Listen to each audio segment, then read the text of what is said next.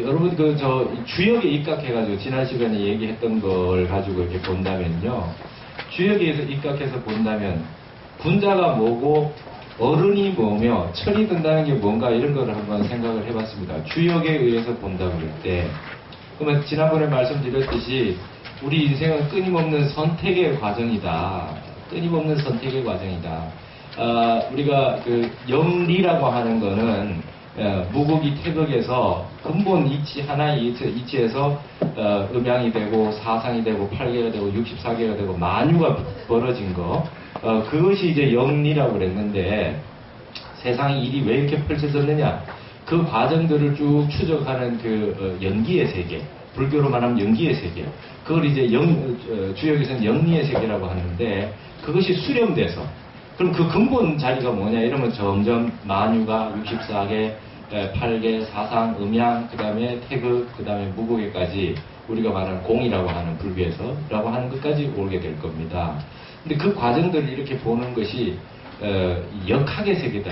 역을 가지고 수행해 나가는, 깨달음을 이루어 나가는, 마음을 무심으로 해서 나가는 원리가 이 주역에서 괴가 수렴이 돼서 마지막 태극이 되고 무극이 되는 과정을 설명할 수 있다. 이렇게 다른 스님 선회되어 있는 걸 설명을 했는데, 그러면은 이렇게 수없이 많은 선택의 상황이라는, 여러분 승찬대사의 신신명 첫 구절이 지도는 아니요 유염 간택이다 그래 돼 있잖아요. 지극한 도는 어렵지 않다. 오직 간택함을 꺼릴 뿐이다 돼 있는데, 간택을 할 때 가릴 가자 택할 택자인데요. 간택이라고 하면 여러분 이 드라마 보면, 사극에 보면 세자빈 간택한다 이런 얘기 많이 들어보셨죠?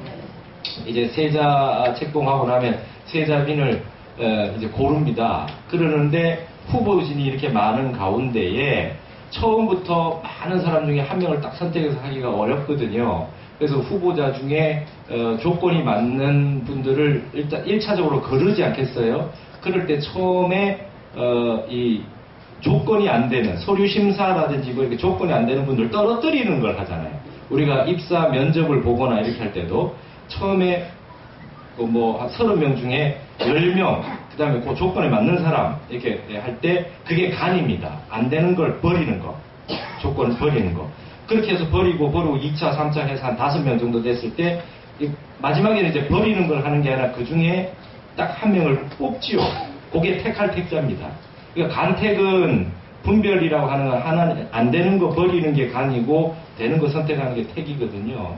우리는 끊임없이 그런 간택이라고 하는 선택 상황에서 우리가 살고 있어요. 이건 안 되고 이건 안. 근데 마지막 결국에 가면은 선택 상황이 둘 중에 하나가 선택이 되게 되는데, 둘 중에 어느 걸 택할 것인가를 하게 될 겁니다. 했는데, 그리고 마지막에도 또 선택 상황이 있죠. 하나 택한 거를 할 거냐 말 거냐. 그렇죠? 저도 출가할 때 선택 상황에서 큰 선택을 한 거죠. 그런 것들이 있을 수 있습니다. 그러는데 어른이 된다는 걸 제가 이렇게 가만히 생각해 보면 수없이 많은 선택 상황이 있는데, 뭔가 다 하나를 선택해 왔어요. 하나를 선택해 왔는데, 어른이 된다는 거는 수없이 많은 선택 중에 하나를 선택한 이외에 버린 것들이 있습니다. 선택하지 못했던 것들. 그쵸? 그것들에 대한 미련을 버리는 거 아니냐. 그거에 대해서 다 내려놓는 거. 예를 들어서 10년 전에 어떤 선택을 했어요. 10년 전에. 그때 그걸 하지 말았어야 했는데. 그때 그걸 하지 말았어야 했는데 라는 후회가 될 수 있습니다. 그죠? 그러나 그 중에서 뭔가 하나를 선택 이미 했잖아요. 그리고 10년이 흘렀고 20년이 흘렀고 30년이 흘렀지 않습니까? 그러면 그때의 선택이라고 하는 건 어차피 양간 간에 하나를 선택을 했을 텐데, 그때의 선택을 아직도 집착하고 있는 게 이게 인간의 고통 아니겠느냐. 역학적으로 얘기할 때. 네. 그때 그거를 했었어야 되는데. 그때 그 직장을, 그걸 갔었어야 되는데. 어떤 분은 그 사람하고 결혼을 했었어야 되는데. 이게 인간의 무명이다. 이렇게 생각합니다. 그러면 어른이 되어 가서 점점 어른이 돼서 나이가 드셔가지고 정말 그야말로 경지에 도달하는 분들은 뭐냐면 옛날에 한 선택에 대해서 미련이 전혀 없는 거죠. 말하자면 옛날에 내가 한 선택과 선택하지 못했던 거에 대해서 다 내려놓는 거. 내려놓는 거. 그게 그야말로 진정한 어른이 아니겠느냐. 나이 70, 80이 됐는데 30대 때 했던 선택을 후회하고 있어요. 내가 그때 그걸 안 했어요. 내가 너가 아버지 만나가지고 내가 지금 이 고생을 내가 50년을 했다면 이런 거는 이 미련한 거 아니겠느냐.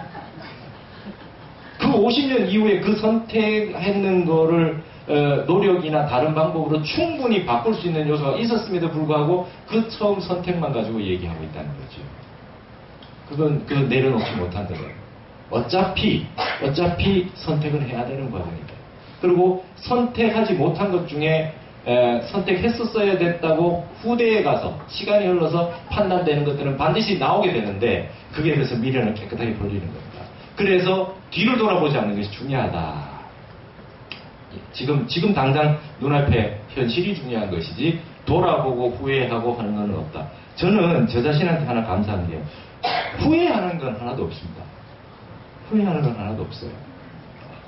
그게 굉장히 참 긍정적이고, 여러분 제가 약간 에너지가 있어 보이지 않아요? 그죠? 네. 저 무한 긍정입니다. 그때 그거 해보이 뭐 별거 있겠어요? 더 좋은 거니까 내가 이렇게 선택을 해온 거겠지. 그렇잖아요. 그러면 지금 내가 너무 초라해질 뿐이거든요. 그래서 지금 상황에 나는 어차피 선택을 한 거, 선택의 형태를 했을 때는 거기에 모든 거를 그냥 마음을 편안하게 가지시는 것이 좋겠다. 그래서 미리는 예를 들어서 젊을 때로 돌이켜준다. 뭐 20년으로 돌이켜준다. No thank you. 난 지금이 좋아요. 그 20대 때, 그죠? 20대 때 뭣도 모르고 아무도 모르고 지금 그때에 비해서 아는 게 많아졌어요. 지혜도 좀 생겼고, 철도 조금 들었고, 지금이 훨씬 나은 것 같아요. 그동안 몸도 다쳤고, 아프기도 많이 아팠고 했는데, 그걸 다시 겪으라고? No thank you. 그렇죠? 그러니까 연세 드셔가지고, 나는 지금이 너무 옛날 다시 그리로 돌아가고 싶다. 이건 별로 안 좋은 것 같습니다. 지금, 머리가 백발이 이렇게 되고, 그 다음에 얼굴도 옛날에는 막 고뇌에 차 있었는데, 지금 이제 마음이 편안하다. 연세 드셔가지고. 그리고 이 나이가 들어서야 비로소 불법을 알게 되고, 수행도 하게 되고, 이제, 예전에는 고가워서 보이지, 그런 걸 참아내지 못한 지금 그거 다 웃을 수 있게 됐어. 난 지금이 좋아. 이게 훨씬 좋은 것이지, 그때로 돌아가셔야 되는데, 이거는 있잖아요.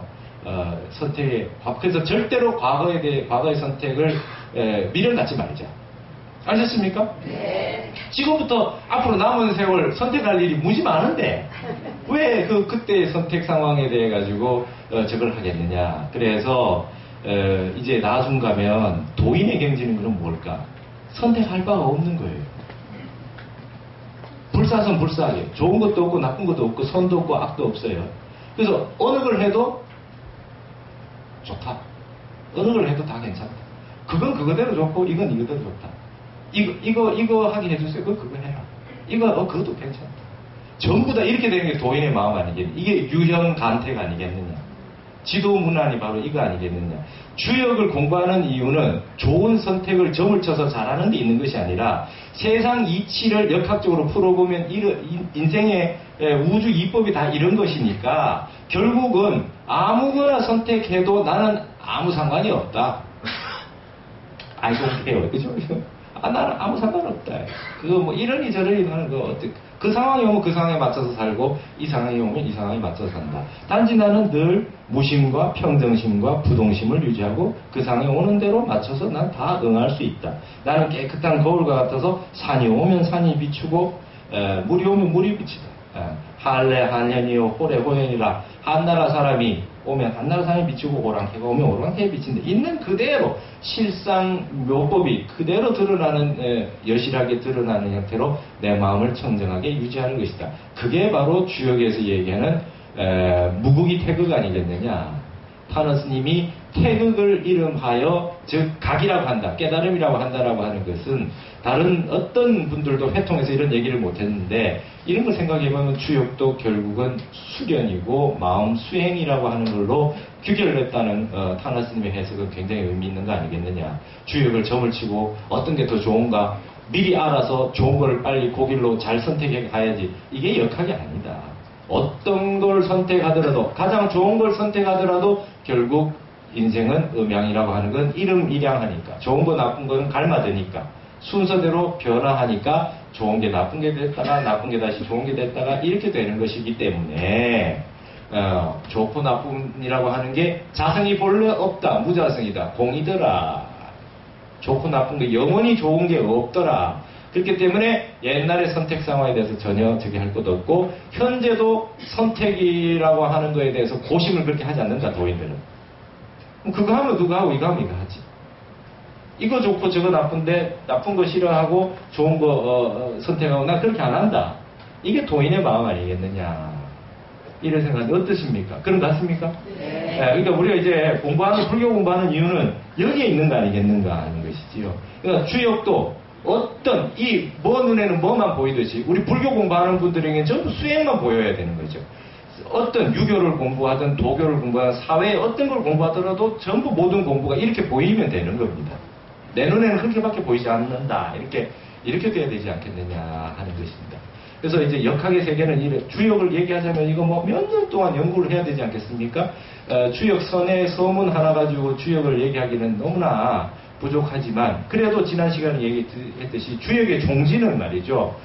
무사야 무위합니다. 생각 끊어지고 인의를 하지 않는 거에 있고 적용부동 근본 자리에 마음 고요하게 있어서 부동심으로 있다가 한번 마음이 일어나면 가미수통 어떤 형태든 그거와 응할 때는 항상 막힘없이 편안하게 거기에 응할 수 있는 형태. 어떤 기륭화복이 와도 거기에 끄달리지 않는 마음을 가지고 있는 것. 그래서 주역에서는 늘 군자이라고 하는 이 괴에 대한 설명이 붙어 있다. 군자학이다 이렇게 되어 있습니다. 자, 오늘 하는 정역을 이제 하겠는데요. 정역이라고 하는 것은 이제 주역과는 조금 다른 것이다. 요거는 이제 앞으로 오는 미래에 대한 어떤 새로운 역학이요, 새로운 설명이다 이렇게 되어 있습니다. 그래서 일단은 먼저 우리 책에 있는 주역 서문들을 이렇게 볼 건데요. 오늘 첫째 106쪽에 있는 주역 간행서라고 하는 거, 요거를 일단 보고 김일부 선생이라는 분은 어떤 분이며 정역이라고 하는 건 어떤 책이고 이런 거에 대해서 좀 우리가 알고 그 다음에 이제 정역 8개 해설을 봐야 되겠다 하는 것이죠. 어려워요. 정역 어렵습니다. 정역 어렵고 정역은 우리나라에만 있는 것이기 때문에 중국이나 일본 다른 어디에도 이걸 연구하는 사람이 없어서 정식 학술의 이 대학이나 이런 데서 이거를 전문적으로 연구하는 경우가 거의 없습니다.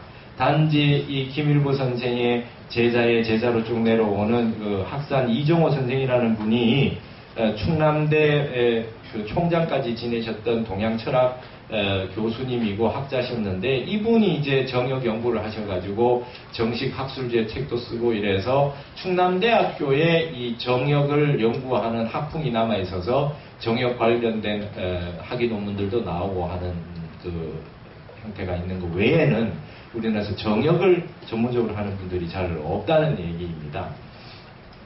여기에 정역 간행서라 그러는 것은 당시 타너 스님이 정역을 굉장히 역학적으로 해박하시기 때문에 정역에 관련된 책을 쓰시면은 일단 서문을 부탁하러 타너 스님에게 달려왔다 하는 것이죠. 그러니까 이 정역 서문 쓴 게 이건 간행서가 타너 스님이 정역 책을 낸 게 아닙니다. 요거는 다른 분이 정역에 대해서 주석이나 해설서를 쓴 거에 대해서 서문을 부탁하니까 타너 스님에게 그래서 써주신 거다. 근데 아주 간략하게 쓰셨다는 거지요. 그것은 뭐냐면 당대의 이 정역 연구가들이 타너 스님을 정역의 그 대가로 이미 인정하고 있었다라고 하는 것입니다. 이때 벌써 70년 되지 않습니까? 그런 형태가 있기 때문에 한번 우리가 읽어보면서 이제 그 정역에 대해서 한번 운을 떠보기로 하겠습니다. 문장은 간략한데요. 담고 있는 함의는 굉장히 큽니다. 자, 보시겠습니다. 정역 간행서. 복희는 선천지 선천야요. 문왕은 선천지 후천야요. 정역은 후천지 선천야라. 일부운 수조 남천의 수석북지라 하며 정산운 수생어화 고로 천하의 무상극질이라 하니 차제에 이득도요 기간에 난하사로다. 오호라 약인이 회득 차리즉 가이지 선우천지 변역을이라. 정사년 1977년 4월 4일야 탄어산인 누랬습니다. 번역본부 보시면 복희는 선천지 선천야요. 복희는 선천의 선천이요. 문왕은 선천지 후천야요. 문왕은 선천의 후천이요. 정역은 후천지 선천야라. 정역은 후천의 선천이다. 일부 선생 말씀에 수조남천의 수석북지라 하며 물이 그 조자가 이 불어날 조자지요. 조수할 때 조자. 물이 남천에 밀려왔다가 그 다음에 수석북지라 그 석자가 마를 석자입니다. 물이 북쪽에서 마르는 것이다. 북쪽으로 밀려나간다 이렇게 번역을 했죠. 라 하며 정산운 강정산 선생 말하는 겁니다. 정산운 강정산 말씀에 수생어화고로 물이 불에서 나왔기 때문에 천하의 무상극질이라. 천하의 서로 극하는 상극의 이치가 없어지느니라 라고 하는 말을 한 적이 있는데, 이렇게 말을 하였으니 차제의 이즈음에 이득도요 도를 얻기가 쉽고 기간에 그 사이에 나나사로다 말을 붙이기는 어렵느니라. 오호라 약인이 만약 어떤 사람이 패득차리즉 이 도리를 알 수 있다고 한다면 가이지 선우천지 변역이라. 선천 후천의 변역을 써 알 수 있을 것이리라. 77년에 이런 그 서문을 썼습니다. 아주 간단한데도 어렵지요. 어렵습니다. 이게 도대체 뭔 소리를 하는지 도무지 모르겠지요. 중간에 김일보 선생 말씀 한 가닥이 있고 강증산 말 한 가닥이 있는데, 이거 지금 정역의 핵심 포인트만 뽑아가지고 딱 이렇게 얘기해놨는데 도무지 이게 무슨 소린지. 그렇죠? 이게 정역이 어렵습니다. 정역이 어렵고, 그 다음에 이제 뒤에 나오는 게 이제 정역 8개 해설이라고 되어 있죠. 여러분 앞에 보실 것 같으면 복희, 문왕, 정역 이렇게 있죠. 그죠? 그 세 가지가 요 8개를 복희 8개가 있고 문왕 8개가 있고 정역 8개가 있잖아요. 요거 세 가지를 가지고 얘기한 겁니다. 여기에 복희 8개 나온 게 선천의 선천, 문왕 8개 나온 게 선천의 후천, 정역 8개가 후천의 선천이라는 거예요. 그러면 자 이제 이거에 대해서 설명을 한번 해보겠습니다.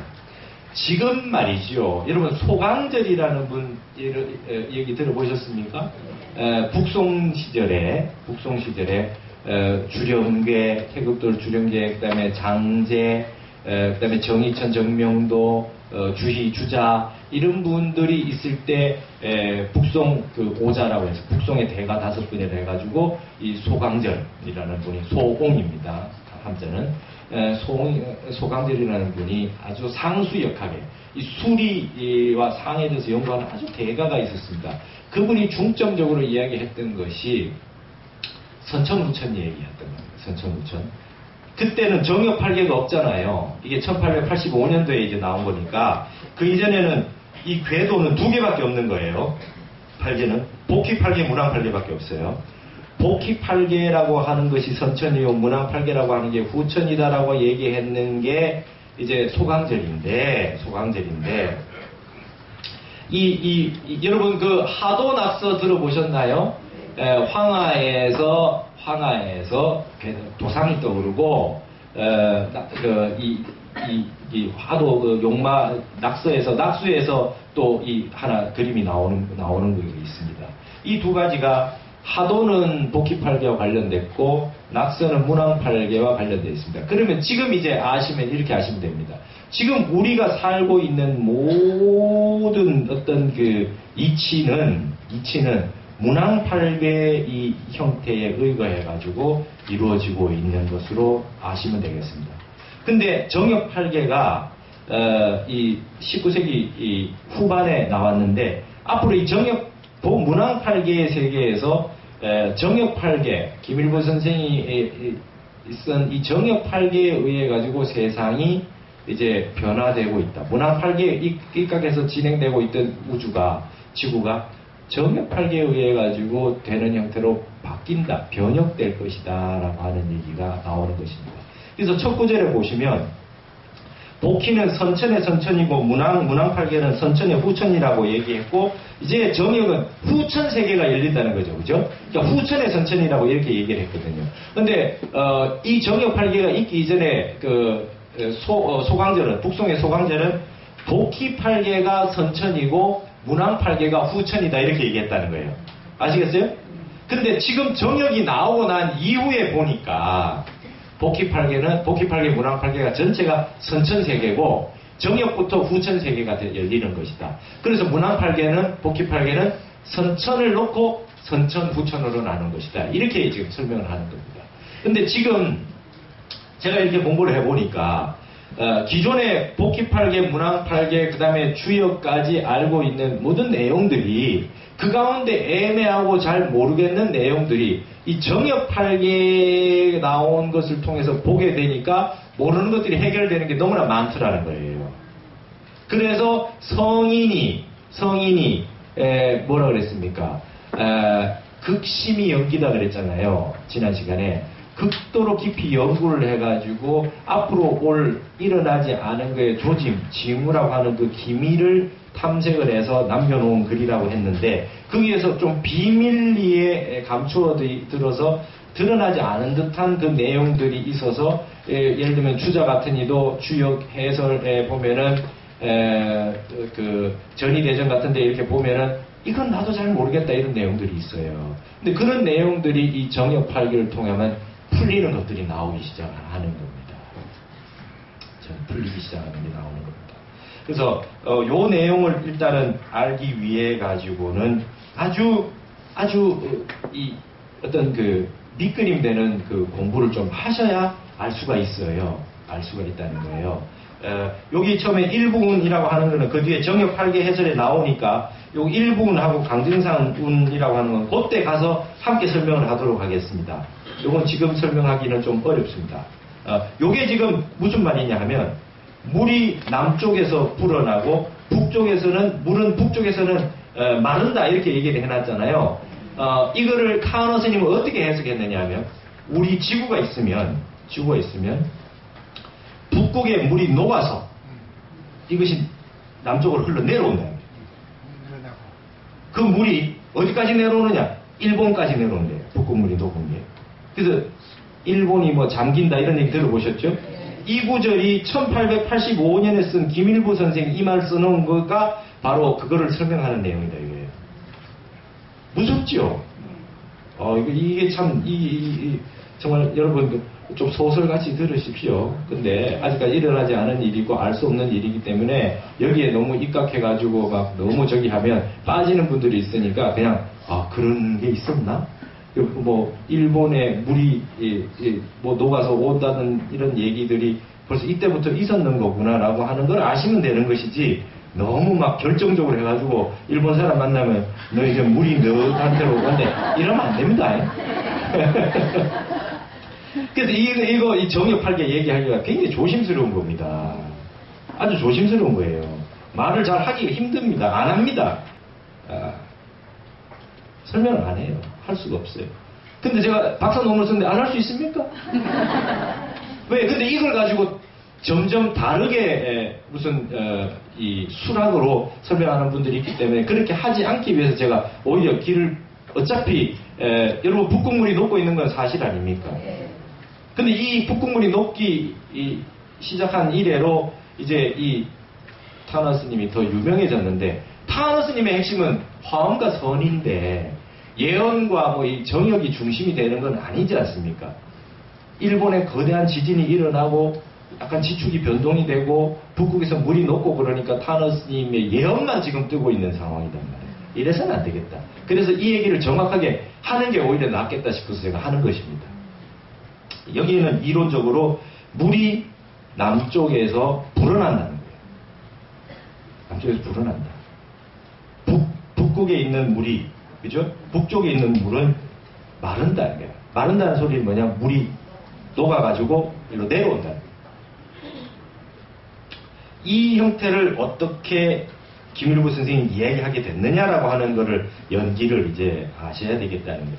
그거를 위해 가지고 이 정역팔계를 이해해야 됩니다. 처음에 김일부 선생이 정역에서 이런 말을 한 게 먼저 존재한 것이 아니라 이 괴가 먼저 성립됐던 겁니다.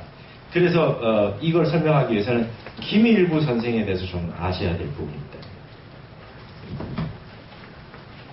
김일부 선생에 대해서 좀 아셔야 되겠다. 일부 김항이라는 분인데 이름 자체는 항. 주위에 항괴라는 괴가 있어요. 거기에서 온 겁니다. 김일부 선생인데 이분이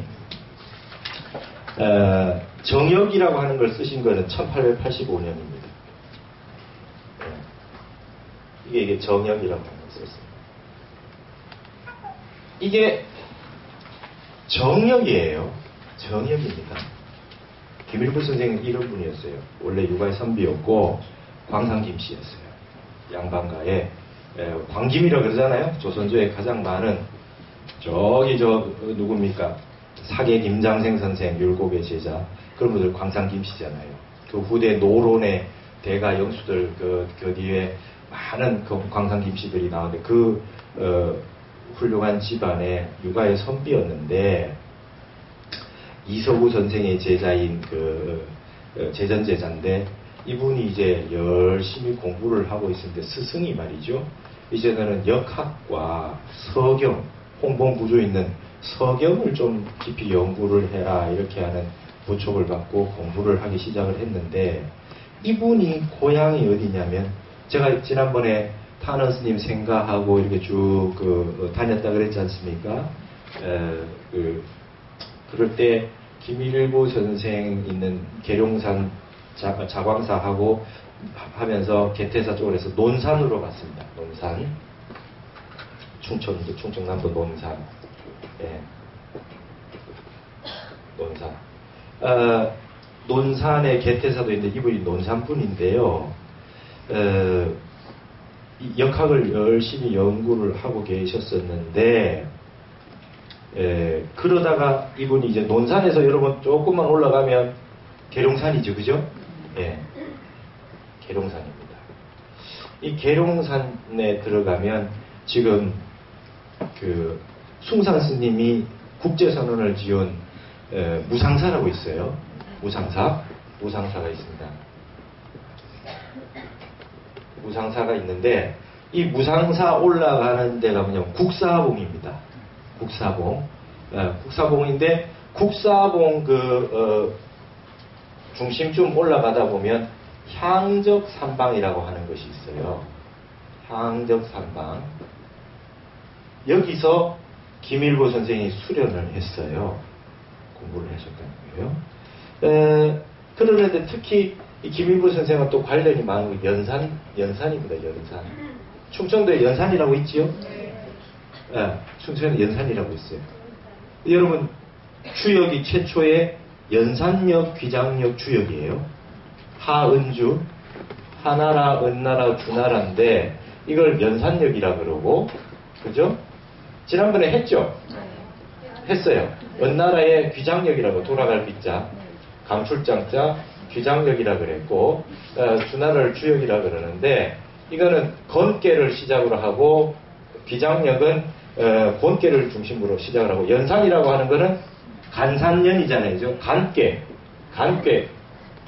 우리 간방이라고 하는 간계를 중심으로 나오는데 그게 이제 연산역인데, 이분 우리나라 연산이라고 있잖아요.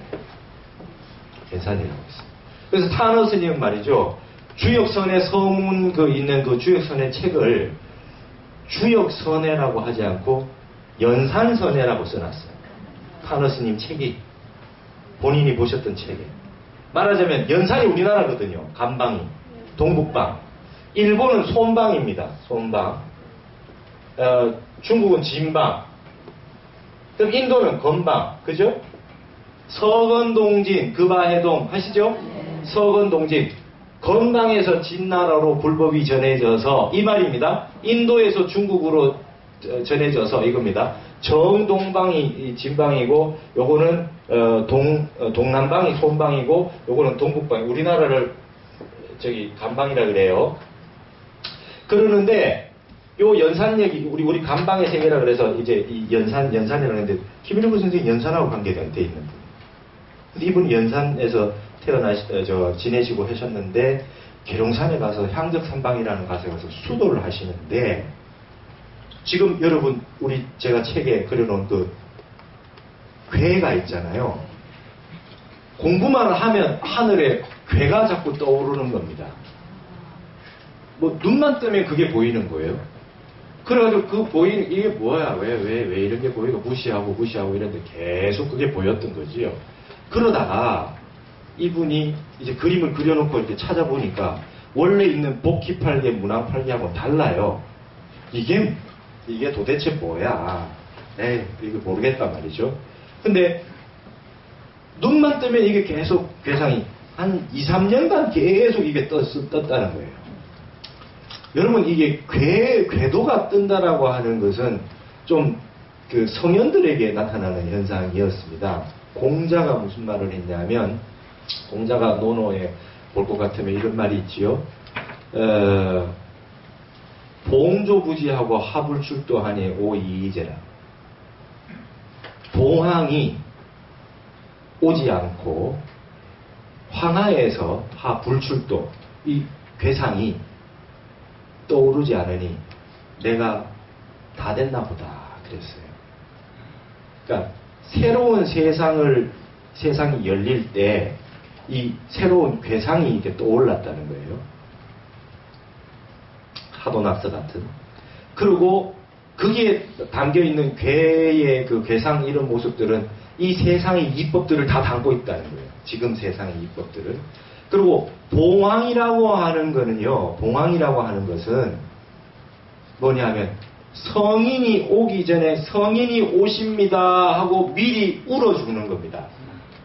예고를 해주는 게 봉황입니다. 아시겠어요? 문왕이 오시기 전에 중국 기산이라는 곳에 봉황이 울었습니다. 봉황이 울었습니다. 여러분 지난번에 해인사 원당원 가니까 봉황이 날개를 펴고 있었잖아요. 그죠? 그렇게 돼 있잖아요. 우리나라 봉황이라고 하는데 굉장히 관련된 곳이 많습니다. 봉황은 그런 의미입니다. 성인이 오기 전에 울어주는 겁니다. 봉황이.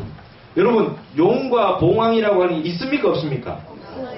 상상의 동물 천만에요.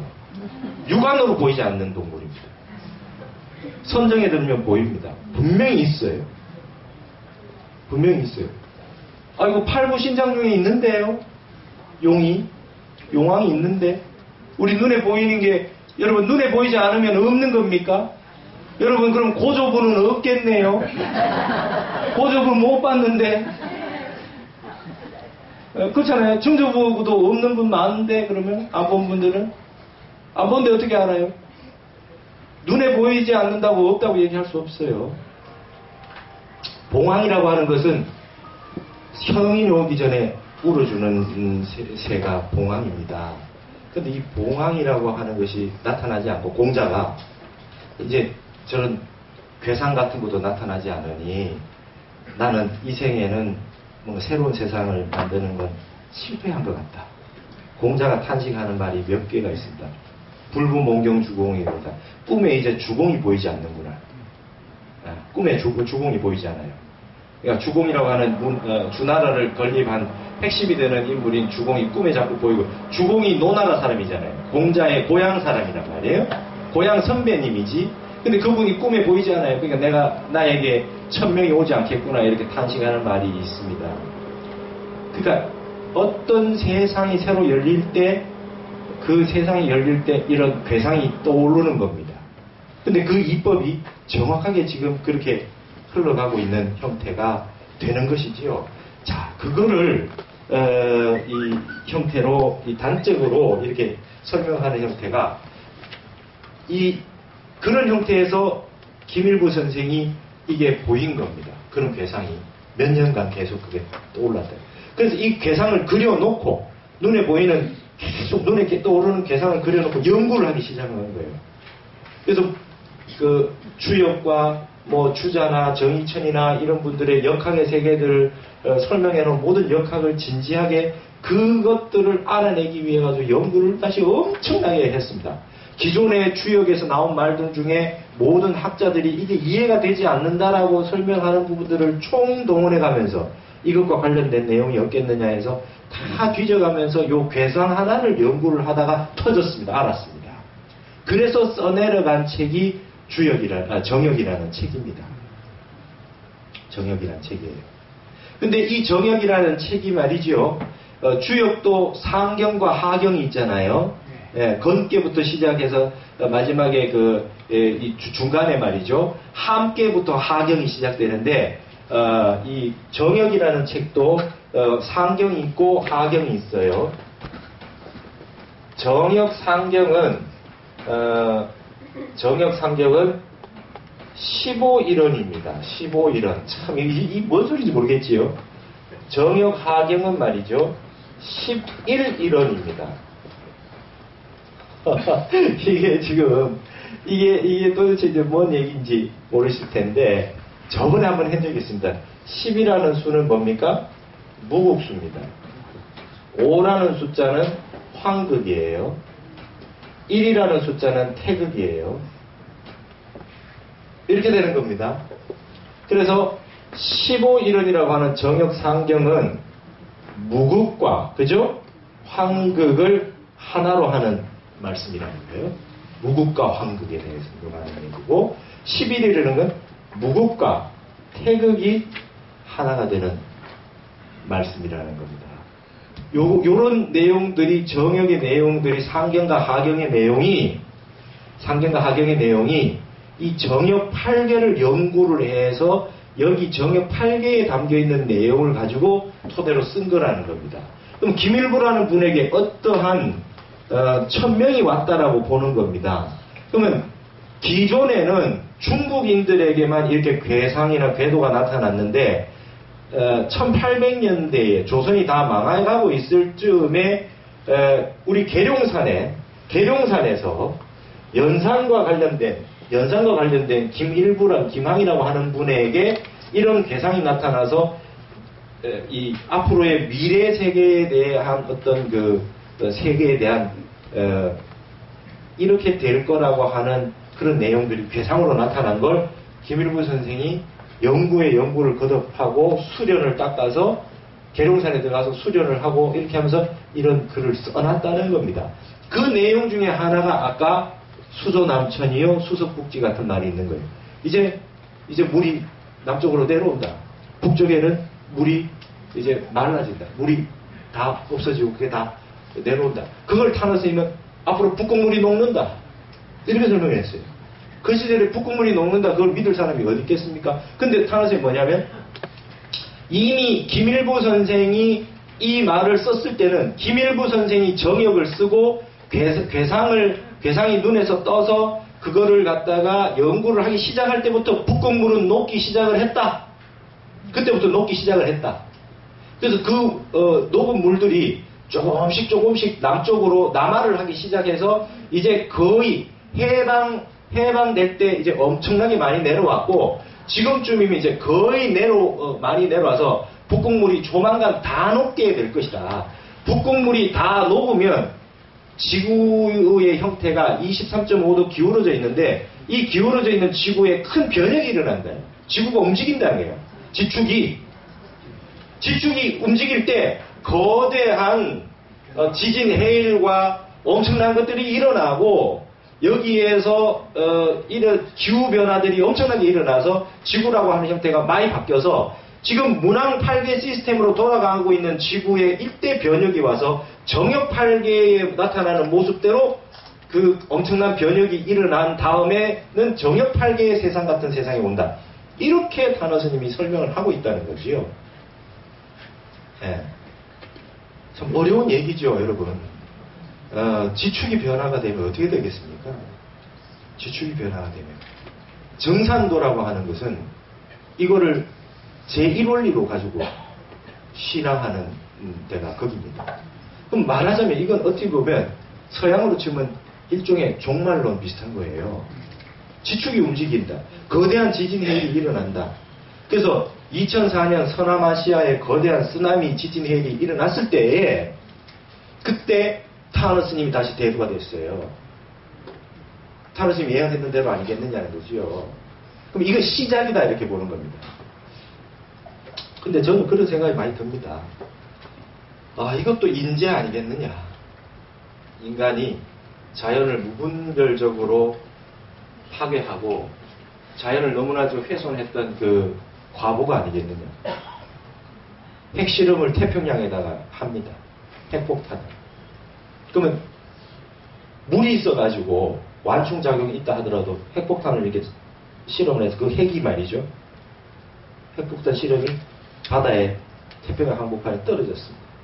그러면 우리가 살고 있는 육지에는 별로 감흥이 없다고 하지만 거기 떨어진 그것이 말이죠. 해수면 밑에 해서 그 멘탈까지 그게 진동이 안 가겠습니까? 가죠. 그게 그렇게 태평양에 그만큼 핵실험을 많이 하면 그것들이 지구 안에는 물렁물렁한 멘탈 안에 물같이 이렇게 돼 있고 뭐 이렇게 돼 있지 않습니까? 그럼 갔다가 다시 반작용의 리액션이 오겠죠, 이렇게. 여러분 이게 뭐가 뚱 때렸는데 여기 반응이 없지만 저 뒤에는 요동이 치지 않겠습니까? 그것들이 어떠한 형태로든 이 지구에 다시 오는 시대가 있지 않겠습니까? 그게 한꺼번에 몰려오는 순간이 있을 거예요, 언젠가는. 이게 인간의 어떤 그 거대한 과보 아니겠느냐. 단순히 천명이 아니라. 그런다고 했을 때 그것이 어디 형태로 단순하게 우리가 지금 지진 때 환태평양 조산대라고 하는 링 오브 파이어, 불의 골이라고 해서 이게 이 태평양 중심으로 이렇게 동그랗게 링이 형성되는, 그렇죠? 저 페루, 남아메리카부터 해서 미국 서쪽 해안, 그 다음에 저기에서 일본 쪽으로 내려오면서 이게 이제 서남아시아, 인도네시아 해가지고 뉴질랜드 쪽으로 가면서 이렇게 나오는 동그랗게 되어 있는 이 환태평양 조산대라고 하는 것이 지진대, 그 땅이 말이죠. 이렇게 평평하게 되어 있는 게 아니라 판이 여러 개 붙어서 판이 부딪히는 곳에 지진이 난다는 거 아닙니까? 일본은 이 판이 4개가 붙어 있어요. 그러니까 엄청난 그 지진이 크게 일어날 수 있는 장소인 것이죠. 근데 그 단순한 거기에 일어나는 형태만이 아니라 뭔가 인간이 그런 핵실험을 하고 이 자연의 어떤 그 충격파를 줘가지고 돌아오는 과보일 수도 있다는 겁니다. 어쨌든 간에 지진 해일이 일어났다는 거예요. 일어났는 거고 그 내용이 여기에 있는데 그런 지진 해일이 있기 이전에 70년대에 타너 스님이 오대산에서 많은 스님들 앞에서 이 얘기들을 이미 해놨습니다. 정역 8개 해설. 그게 정역 8개 해설 내용이에요. 그리고 주역선의 뒤에 실어놨고 그러면서 소설 같이 들으시오. 앞으로 미래가 이렇게 될 것입니다. 이렇게 얘기했다는 겁니다. 앞으로 10년에서 15년, 길어봐야 15년 북극물이 다 녹는답니다.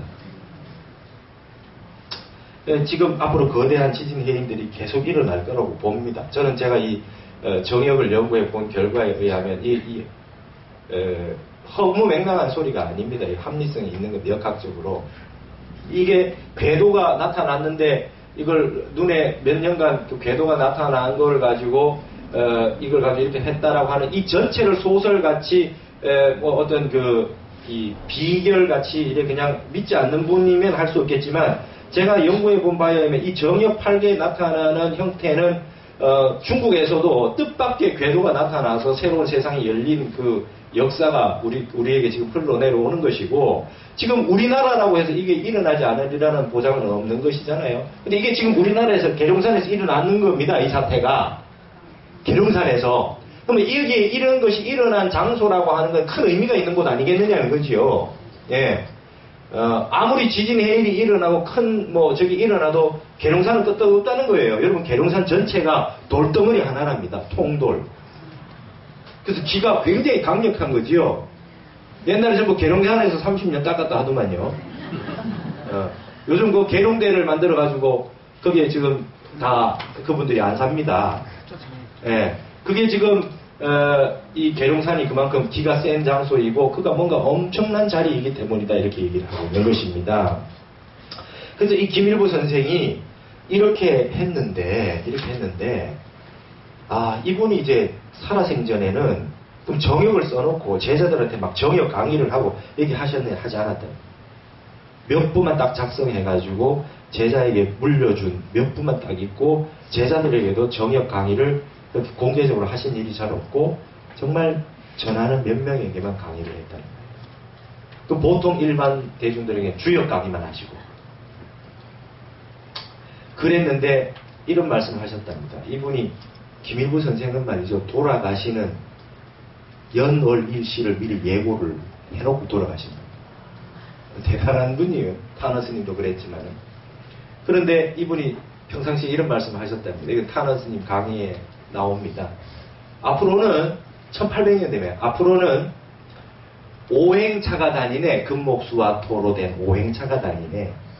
그리고 구름을 사람이 날게 되네. 근데 여러분 오행차가 뭡니까? 기차죠. 오행차가 기차예요. 여러분 자 땅이 뭐죠? 땅? 토. 땅에 레일을 깔죠? 나무로 레일을 깔잖아요. 목극토. 그죠? 목이 토를 극하죠? 목극토. 여기에 쇠레일을 달죠? 그죠? 금이죠? 금극목. 그러죠? 여기에 뭔가 달려요. 그죠? 기차 뭘로 다닙니까? 물하고 불하고. 그렇죠? 물하고 불하고 돌리는 거예요. 그래서 수하로 돌리는 거죠. 오행차입니까? 오행차. 앞으로 오행차가 다니네. 그러고 나서 얼마 있던 나중에 일제가 들어서더니 호남선을 이쪽으로 내더라는 겁니다. 네. 이런 식의 김일부 선생이 정말 타너 스님 표현이면 뜨겁게 아신 분이다. 확실하게 뜨겁게 아신 분이다. 아주 대도인이었다.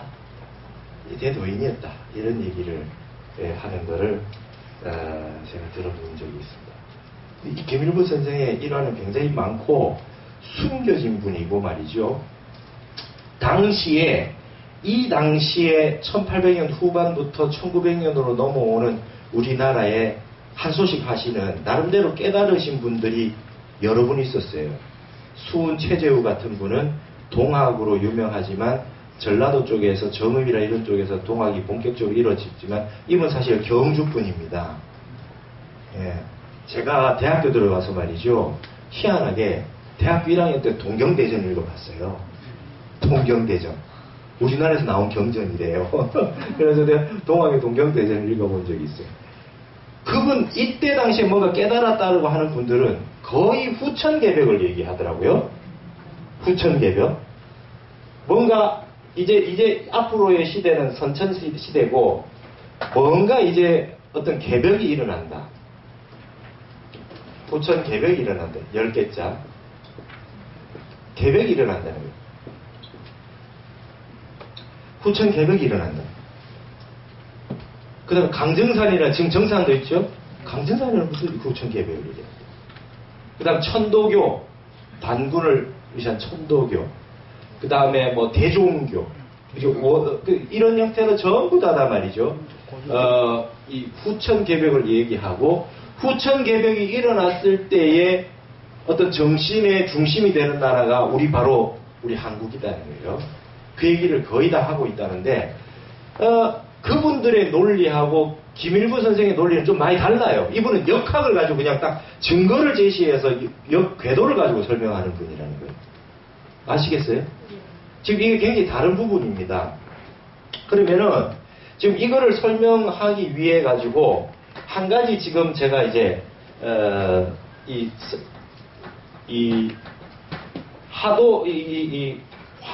복희팔계와 문항팔계라고 하는 걸 조금 설명을 먼저 드리고 그 다음에 그거하고 비교를 해서 저걸 해야 되지 않겠습니까? 정역을, 그죠?